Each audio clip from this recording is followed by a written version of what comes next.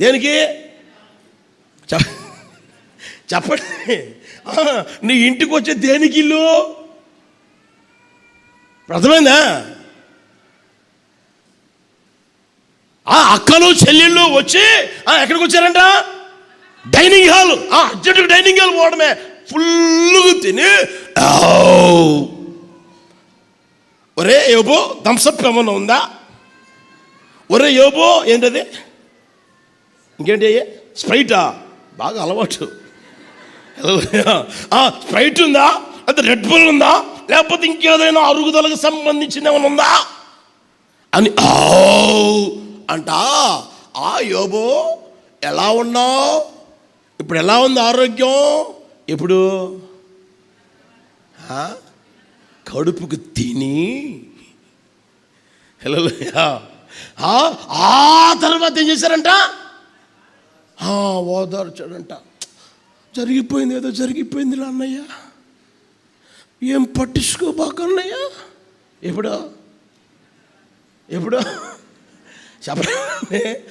ఆ తర్వాత చూడండి, ఇంకా ఎంత బాగా రాసి పెట్టాడు చూడండి. ఆ తర్వాత ఊరికి పోలా ఇదియు గాక ఒక్కొక్కడు ఒక వరహాను, ఒక్కొక్కడు బంగారు ఉంగరమును అతనికి.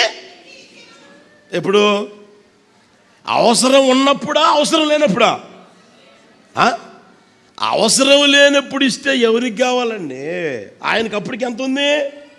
రెండంతలుగా ఆశీర్వాదం ఉంది, రెండంతల దీవెన అనుభవిస్తూ ఉన్నాడు. అప్పుడేం ప్రయోజనం? మనుషుల బుద్ధులు అలా ఉంటాయి, మనుషుల స్వభావాలు అలా ఉంటాయి. అది మీ అన్న కావచ్చు, మీ అక్క కావచ్చు, మీ చెల్లెలు కావచ్చు, లేకపోతే తోబుట్టువులు కావచ్చు, ఎవరైనా కావచ్చు. నీ దగ్గర లేనప్పుడు అన్నా అని వచ్చిన ఎంతమంది ఉన్నారయ్యా? అర్థమైందయ్యా? అక్క అని వచ్చిన ఎంతమంది అయ్యా నీ దగ్గర లేనప్పుడు? బాధల్లో ఉన్నప్పుడు, వేదనలో ఉన్నప్పుడు కన్నీరే అన్నపానాలుగా చేసుకుని కుమిలిపోతూ ఉన్న ఆ పరిస్థితుల్లో నీ దగ్గరికి ఏ బంధువులు వచ్చారు? ఎవరు వచ్చారు నిన్ను ఓదార్చేదానికి? ఎవరు వచ్చారు నీకు సహాయం చేసేదానికి? ఎవరు వచ్చారు? 4 రూపాయలు దేవుడు నీ చేతిలో పెడితే, ఏమన్నా నీ స్థితిని మారుస్తే, నీ కన్నీటిని నాట్యంగా మారుస్తే, నీ స్థితిని చూసి ఇప్పుడు వస్తున్నారు. అక్క ఆ రోజున రాలేకపోయాలి, క్షమించుకో. ఏమంట? క్షమించుకో అన్న, ఆ రోజున రాలేకపోయాలి, క్షమించుకో. ఏదన్నా ఉంటే క్షమించుకో. ఎప్పుడు? హల్లెలూయా. ఆ మనుషుల స్వభావాలండి. కనుక ప్రియ దేవుని బిడ్డలారా, మీ వ్యక్తిగత జీవితాలలో మారిపోయే మనుషుల్ని ఎప్పుడు నమ్మమాకండి. అర్థమవుతుందా? ఓసర వెళ్ళిలాగా మారిపోతూ ఉంటారు. ఏ సమయానికి అది అంటారు, ఏ ఎండకే గట్టిగా చెప్పండి ఆ గొడుగు పడతారు, ఏ వానకు ఆ గొడుగు పడతారు, లేకపోతే ఏ ఎండకు ఆ గొడుగు పడతారు. అలాంటి వాళ్ళని నువ్వు నమ్ముకునే కంటే మారని యేసయ్యను నమ్ముదువుగాక. నీ కన్నీరు తుడిచే యేసుని నమ్ముదువుగాక. ఆయనతో నువ్వు నడుచుదువుగాక. ఆయన కలిగి నీ వ్యక్తిగత జీవితంలో జీవించుదువుగాక. హల్లెలూయా. ఓసరి వెళ్ళిలాగా అవతారాలు మారుస్తూ ఉంటారు. ఓసరి వెళ్ళిలాగా ఏమంటే మారిపోతూ ఉంటారు. మనుషులు మారిపోతూ ఉంటారు. వాళ్ళని కాదు నమ్మాల్సింది నజరేయుడైన యేసు, నిన్న నేడు నిరంతరం. ఎవరైనా మారనివాడు, మార్పు చెందనివాడు. హల్లెలూయా. ఆయన స్వభావానికి విరోధముగా ఏది ఎప్పుడు ఎక్కడ చెయ్యడు ఆయన. కనుక ప్రియ దేవుని బిడ్డలారా, నా యేసయ్యనే మీరు నమ్ముదురుగాక, నమ్మకముంచుదురుగాక. హల్లెలూయా. యేసయ్య సజీవుడు. యేసయ్య సమాధిని గెలిచి తిరిగి లేచిన దేవుడు. ఆయన సజీవుడై ఉన్నాడు. ఎవరి కోసం? నీ కోసం, నా కోసం ఉన్నాడు. కనుక ఆయననే మనం చూచుదుముగాక, ఆయన మీదే మనం ఆధారపడుదుముగాక, ఆయన్నే మనం నమ్ముకుందుముగాక. ఆయన ఏం చేస్తాడు తెలిసిన? పునరుత్థానుడైన యేసయ్య నీ కన్నీటిని తుడుచునుగాక. హల్లెలూయా. హల్లెలూయా. రెండో మాట చూడండి, యోహాను సువార్తమానం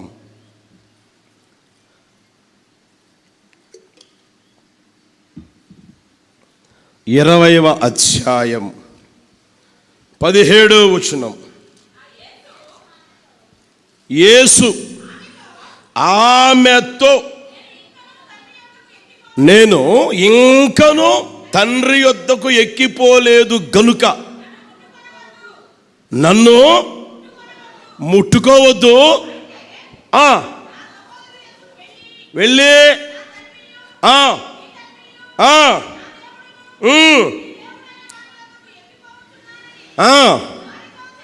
హల్లెలూయా. ఆ మాట చూడండి దేవుని బిడ్డలారా. యేసుప్రభువు వారు అంటారు, నన్ను ముట్టుకోవద్దు, నేను తండ్రి యొద్దకు ఎక్కిపోలేదు. వాస్తవంగా యేసుప్రభువు వారు లోకంలో సంచరించుచూ ఉన్నప్పుడు అన్న మాట ఏంటంటే, నా యొద్దకు రండి, చిన్నపిల్లలు నా యొద్దకు రానియండి. రండి అని పిలిచాడు, రానియుడి అని పిలిచాడు. అర్థమవుతుందండి. అదే అధ్యాయంలో మీరు చదువుకుంటూ కిందికి వస్తే యేసుప్రభువు వారు ఏం చెప్పారు తెలిసినా, తోమా ఎందుకు అవిశ్వాసిగా ఉన్నావు, ఎందుకు సందేహంతో ఉన్నావు, దా నా దగ్గర చూడు, నా గాయాలు చూడు, నా గాయాలు చూడు, నీ వ్రేలు పెట్టు, నీ వ్రేలు పెట్టి చూడు, ఇదిగో నా ప్రక్కలో నీ వ్రేలు పెట్టు చూడు అని, నన్ను ముట్టుకోండి అని ఆయన చెప్పాడు, నా దగ్గర రండి అని చెప్పాడు. ఇప్పుడు ఈమె విషయంలో చూడండి ప్రియ దేవుని బిడ్డ, పునరుత్థానుడైన తరువాత అంటాడు, నన్ను ముట్టుకోవద్దు. హల్లెలూయా. మీరు అక్కడ చూస్తే ఈమెని ఎప్పుడు అన్నాడు ఆ మాట తెలిసిన, ఆదివారమున ఇంకను చీకటి ఉండగా జరిగిన సంభవం అది. అర్థమవుతుందా? శిష్యుల్ని ఎప్పుడు తాకి చూడండి, వేలు పెట్టి చూడండి అన్నదంటే 19వ వచనం చూడండి. ఆదివారమున సాయంకాలం,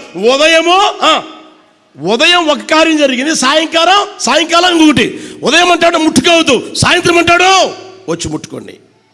చూడండి చూడండి చూడండి ప్రియ దేవుని బిడ్డలారా, ఈ మధ్యలో ఉదయానికి సాయంత్రానికి మధ్యలో ఈ కాలంలో ప్రభువు ఏం చేసే తెలిసిన, ఓ బృహత్తరమైన కార్యాన్ని చేశాడు, ఓ ఆశ్చర్యమైన కార్యాన్ని చేశాడు, ఓ అద్భుతమైన కార్యాన్ని యేసు ప్రభువారు అక్కడ చేసినట్లుగా మనం బైబిల్లో గ్రంథస్థం చేయకుండా గమనించగలుగుతా ఉన్నాం. ప్రియ దేవుని బిడ్డలారా, పాత నిబంధన అనేది ఎప్పుడైనా సరే ప్రతి విషయానికి నీడ లాంటిది. క్రొత్త నిబంధన సంఘానికి, క్రొత్త నిబంధనకి పాత నిబంధన నీడ లాంటిది.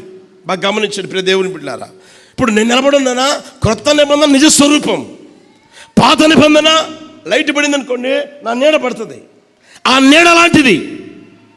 అర్థమవుతుందండి. ఆ రోజుల్లో ప్రత్యక్షపు గుడారం నియమించమన్నాడు ప్రభు. నియమించినప్పుడు 3 భాగాలు, ఆవరణము, పరిశుద్ధ స్థలము, అతి పరిశుద్ధ స్థలం. అర్థమవుతుందండి. ఆవరణము, పరిశుద్ధ స్థలము, అతి పరిశుద్ధ స్థలం. ఎవరైనా ఇశ్రాయేలీయులలో పాపము చేసి, అది ఏ పాపమైనా కానీ పాపము చేసి పరిహారము నిమిత్తం సేవకుని దగ్గర, యాజకుని దగ్గరికి ఒక గొర్రె పిల్లో, మేక పిల్లో, లేకపోతే ఒక ఎద్దో, ఏమండి వాళ్ళ స్టేటస్ని బట్టి, వాళ్ళకు ఉన్నదాన్ని బట్టి, కలిగి ఉన్నదాన్ని బట్టి బలి తీసుకొని వచ్చావు.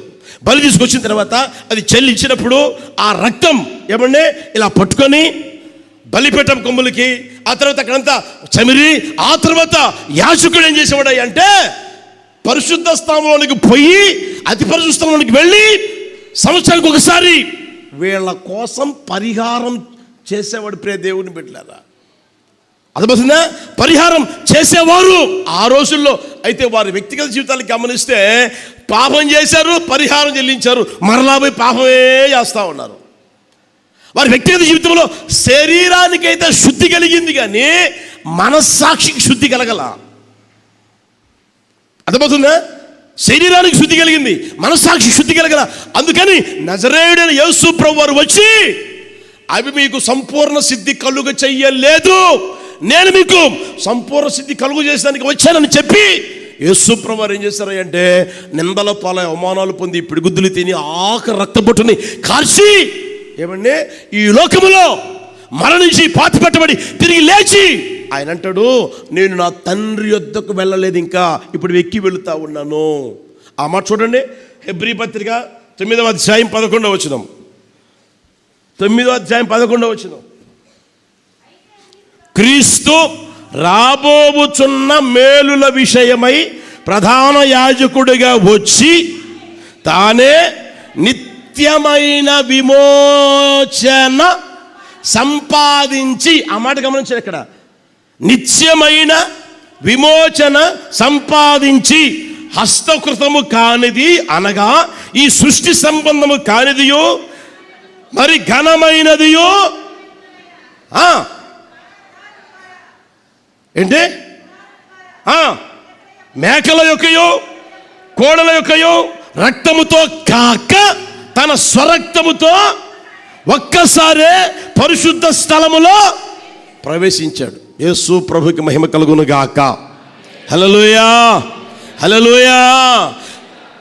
తండ్రి యొద్దకు వెళ్ళక మునుపు ఈ మగ్దలేనే మరియతో చెప్పిన మాటది, నన్ను ముట్టుకోవద్దు, నేను ఇంకా తండ్రి యొద్దకు ఎక్కి వెళ్ళలేదు, ఇంకా నేను ఏమండి మీకోసం పరిశుద్ధ స్థలములో అడుగు పెట్టలేదు. నా రక్తము ద్వారా తన స్వరక్తముతో ఒక్కసారే పరిశుద్ధ స్థలములో ఆయన ప్రవేశించలేదు. ప్రవేశించక ముందు ఆ మాట నన్ను ముట్టుకోవద్దు అని, ఆ ముట్టుకొని ఉంటే జరిగిన కార్యం ఏం తెలిసినా ఇది జరగదు, నిత్యమైన విమోచన జరగదు. మనకి మన పాపాలకు విమోచన కలిగేది కాదు, మన శాపానికి విమోచన కలిగేది కాదు, మన వ్యక్తిగత జీవితంలో విమోచించబడి ఉన్నాము అనే దానికి అర్థమే లేకుండా పోయేది. అందుకనే ప్రభు అంటాడు, నన్ను ముట్టుకోవద్దు, నేను తండ్రి వద్దకు ఎక్కి వెళ్ళాలి. హల్లెలూయా. యేసు ప్రభు చూడండి, ఒక్కసారే ఆయన బలి అయిపోయి, ఆయన మేకల యొక్క కోడల యొక్క ఎడ్ల యొక్క రక్తము కాకుండా తన స్వరక్తాన్ని కార్చి చిందించి ఆ రక్తముతో ఒక్కసారే ఎక్కడ ప్రవేశించాడంట? పరిశుద్ధ స్థలంలో ప్రవేశించాడు.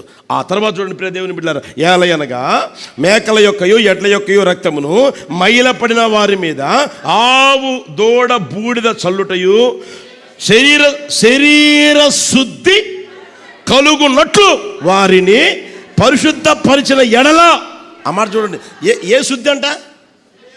అర్థమైందా? ఇప్పుడు పాత నిబంధనలో చెల్లించిన బలులు శరీర శుద్ధే కలుగ చేశాయి, కానీ మనస్సాక్షికి శుద్ధీకరణ జరగలేదు.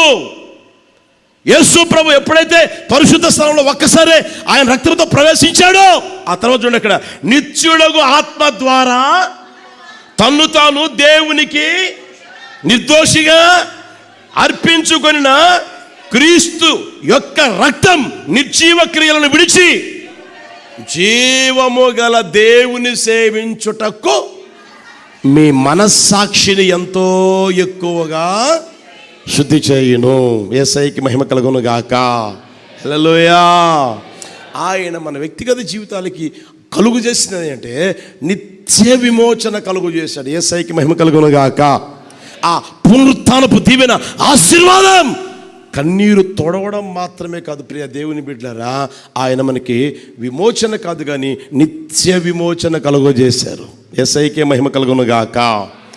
ఎలా అంటే మన శరీర శుద్ధి కాదు కానీ మన మనస్సాక్షి, చెప్పండి, మన మనస్సాక్షి శుద్ధీకరించబడేటట్లుగా ఆయన ఓ గొప్ప కార్యాన్ని చేశాడు. యేసయ్యకే మహిమ కలుగును గాక.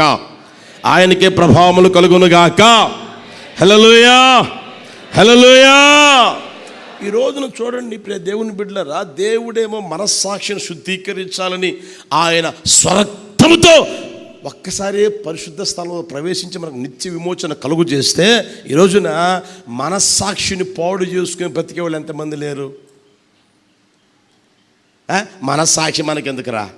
అబద్ధాలు ఆడదాం, కూని కోరు పనులు చేద్దాం, జీవితాలు పాడు చేద్దాం, జీవితాన్ని నాశనం చేద్దాం, ఏమైనా చేద్దాం, మనకెందుకు? మనస్సాక్షి అవసరం లేదు, పైకి మాత్రం శుద్ధి ఉంటే చాలు. యేసుప్రభువు నమ్ముకున్నామా? నమ్ముకున్నాం. మందిరానికి పోతున్నామా? పోతున్నాం. ఆదివారం పోతున్నామా? పోతున్నాం. సంస్కారాలలో పాల్పొందుతున్నామా? మంచి మనస్సాక్షి లేకుండానే పాల్పొందుతున్నాం. ఇలా ఎడవ చేతులు కుడిచి కూడా బాగా పెట్టుకొని ఏమండి పాల్పొందుతున్నాం. మరి మనస్సాక్షి ఏమైంది? మనస్సాక్షి రోజు రోజు రోజు రోజు శుద్ధీకరించబడుతుందా? కోడల రక్తం కాదే, ఎద్దుల రక్తం కాదే, గొర్రెపిల్ల మేకపిల్ల రక్తం కాదే.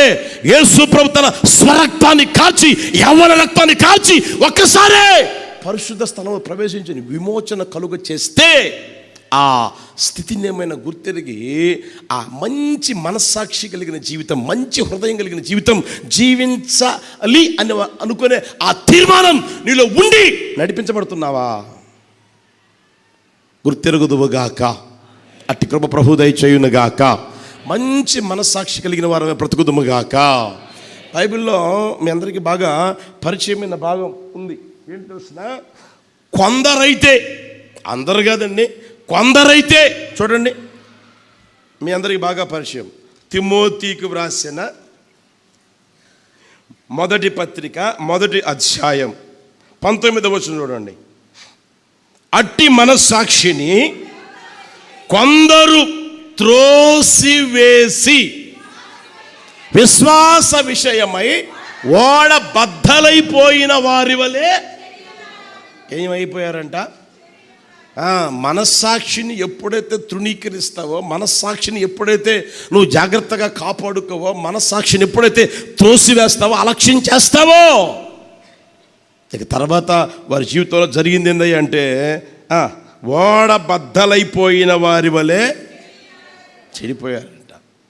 చిన్న రంధ్రం పడితే ఓడకి అది ఎప్పుడప్పుడు బాగు చేసుకుంటే బాగానే ఉండేది.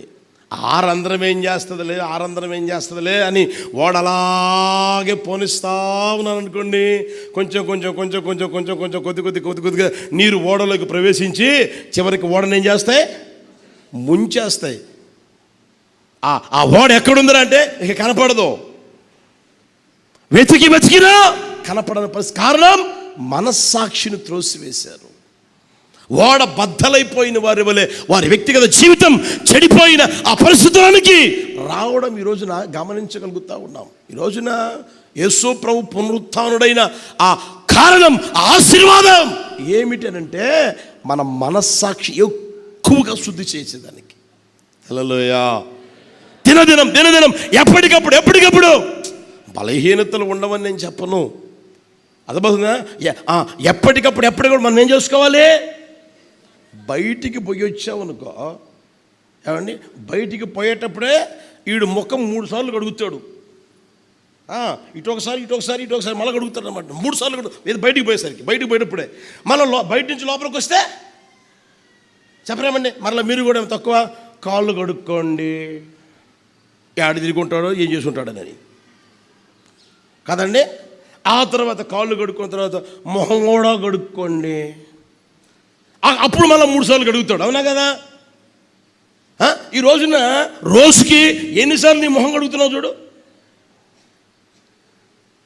దాని మీద ఉన్నంత శ్రద్ధ, దాని మీద ఉన్నంత మమకారం, ఉన్న ప్రేమ, మనస్సాక్షి చస్తుందే, మనస్సాక్షి బతికిలేదే, మనస్సాక్షిని చంపుకునే బ్రతకాలా అన్న ఆలోచన ఏమైనా కలుగుతుందా? ఆలోచన. అరే, ఇక్కడ మాటలు అక్కడ చెప్తున్నావు, అక్కడ మాటలు ఎక్కడ చెప్తున్నావు. ఏమండి, వాళ్ళు తన్నుకుంటా గుద్దుకుంటా ఉంటే, నవ్వుకుంటా ఉంటే అది మనిషి బ్రతికేనా? యేసు ప్రభువుని నమ్మిన వారు చేయవలసిన పనేనా? యేసు ప్రభువుని నమ్మిన వారు ఏమండి అబద్ధం చెప్పవచ్చా? నోటి గురించి మాట్లాడవచ్చా? బూతులు మాట్లాడవచ్చా? మనస్సాక్షి బతుకుందా? మనస్సాక్షి చచ్చిందా? ఆలోచన చేయండి. అరే, నేను చెప్తున్నది అబద్ధం అని తెలుసు, నేను చెప్తున్నది నిజం కాదు అని తెలుసు, నేను చెప్పేది కపటం అని తెలుసు, నీకు తెలుసు. అయినా నీ బుద్ధి ఏమైనా మారుతుందా? మనస్సాక్షి సరి చేసుకుంటున్నావా? పునరుత్థానం ఏంటంటే అది చెప్పండి ఒకసారి. ఏం పండగ? ఏంటో చూస్తున్నారు? ఏం పండగ? ఈస్టర్. ఏంటంట? ఈస్టర్. దేనికి? దేనికి? నీ మనస్సాక్షి శుద్ధి చేయబడేదానికి. యేసయ్యకి మహిమ కలుగును గాక. నీ మనస్సాక్షి శుద్ధి చేయబడకుండా ఎన్ని ఈస్టర్లు చేస్తే ఏం ప్రయోజనం అండి? యేసు నామములో మనస్సాక్షి సరిచేయును గాక. హల్లెలూయా, హల్లెలూయా. ఆ రోజుల్లో శరీర సంబంధమైన శుద్ధే. పాత నిబంధన రోజుల్లో శరీర సంబంధమైన శుద్ధి. కోడెల రక్తం, మేకల రక్తం, ఏమండి గొర్రెల రక్తం తీసుకొని వచ్చి ఏమండి అర్పిస్తే పైన శరీరం శుద్ధి జరుగుతుంది, కానీ మనస్సు శుద్ధి లేదు. మరలా ఒకసారి ఏం జరిగిందంటే, ఇప్పుడు ఉందో లేదో నాకైతే తెలియదు, క్యాథలిక్ చర్చ్ తెలుసు కదా మీకు. క్యాథలిక్ చర్చిలో అప్పట్లో ఉండేది ఒక అలవాటు. మరి ఇప్పుడు కూడా ఉందో లేదో నాకైతే తెలియదు, నన్ను అడగొద్దు. హల్లెలూయా. ఏం జరిగిందయ్యా అంటే, అక్కడ పాపము క్షమించబడే పేపర్లు అమ్మేవాళ్ళు తెలుసా మీకు? అక్కడ ఉన్న వాళ్ళకైతే తెలుస్తుంది. పాప మన్నింపు, పాపములో నుంచి విడుదల పొందేదానికి పత్రం. మనం ఇప్పుడు అక్కడ పెట్టామే, ఇది మీ అడ్రస్ రాసేయండి, మీ సమస్య ఏదో ఉంటే రాసేయండి అన్నట్లుగా.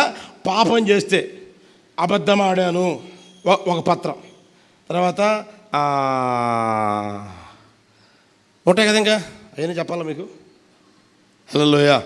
దొంగతనం చేశాను ఒకటి, కుటుంబాన్ని పాడు చేశాను ఒకటి, ఇక్కడ మాటలు అక్కడ చెప్పాను, అక్కడ మాటలు ఇక్కడ చెప్పాను, వాళ్ళు తలకాయలు కొట్టుకొని బాధపడి కేసులు పెట్టుకున్నారు, అది కూడా నేను చేసిన పనే, దానికి ఒకటి.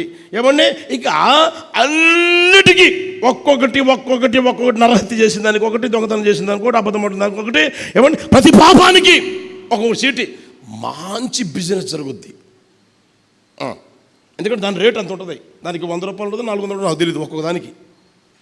అలా బిజినెస్ జరిగేది. ఓసారి ఏం జరిగిందంటే, ఒక పల్లెటూరుకి పోయాడు ఆ పాస్టర్ గారు. ఆ పాస్టర్ పోతే అక్కడ ఒక యవ్వనస్తుడు పాస్టర్ గారిని అడుగుతా ఉన్నాడు, అయ్యా నేను చాలా పాపాలు చేశా, ఆ పాపాలన్నిటికీ నాకు నివారణ కావాలి. డబ్బు కాదు నాకు ముఖ్యం, నాకు నివారణ కావాలి. అలాగే నీకు ఎన్ని పాపాలు చేసావో అన్ని కాగితాలు తీసుకో.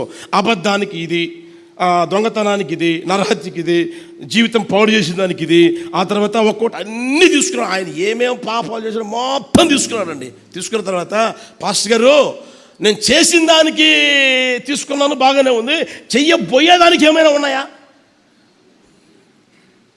ఏంటంట? చెయ్యబోయేదానికి ఏమైనా ఉన్నాయా? దానికి కూడా ఉంది అన్నాడంట. దానికి కూడా ఒక పత్రం తీసుకున్నాడంట.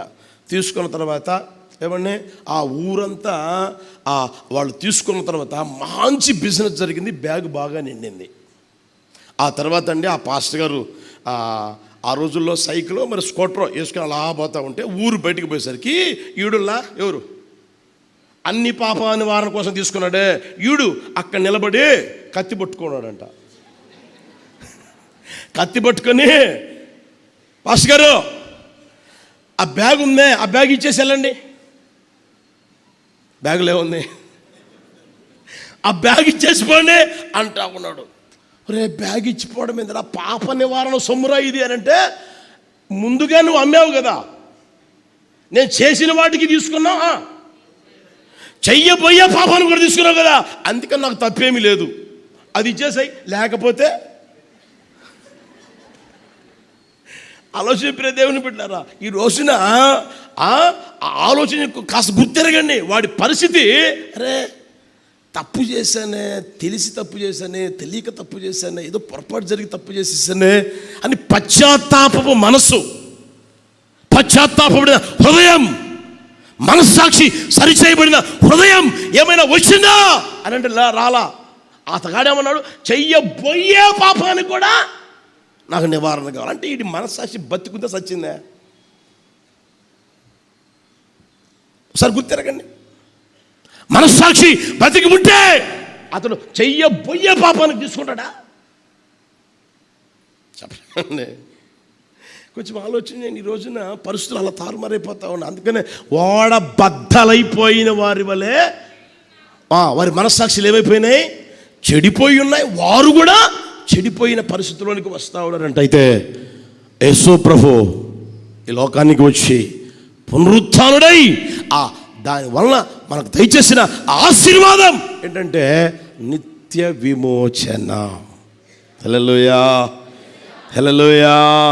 మన మనస్సాక్షిని ఎంతో ఎక్కువగా శుద్ధి చేస్తూ ఉండేటట్లుగా ఆయన గొప్ప కార్యాన్ని చేస్తే దాన్ని మర్చిపోయి, దాన్ని విడిచిపెట్టి, దాన్ని తృణీకరించి, దాన్ని అలక్ష్యం చేసి ఈ రోజున నడిపించబడే తీరు గమనించిన ప్రియ దేవుని బిడ్డలారా,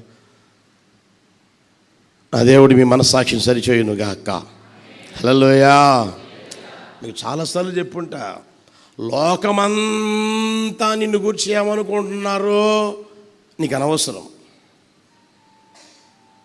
అర్థమవుతుందా?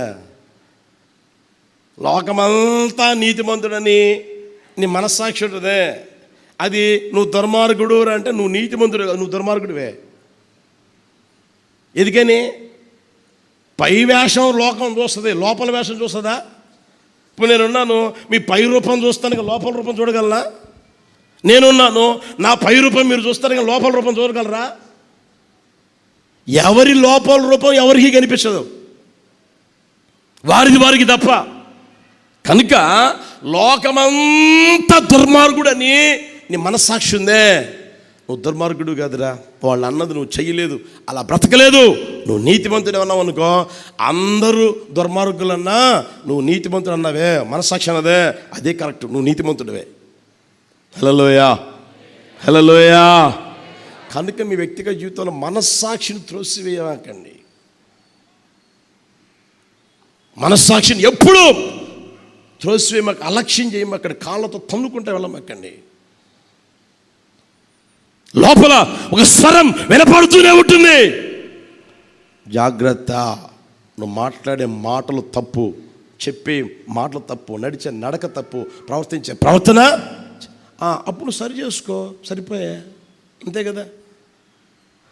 హల్లెలూయా, హల్లెలూయా. బైబిల్లో విమోచించబడిన వారు ఎలా ఉంటారు చూడండి దేవుని బిడ్డలారా.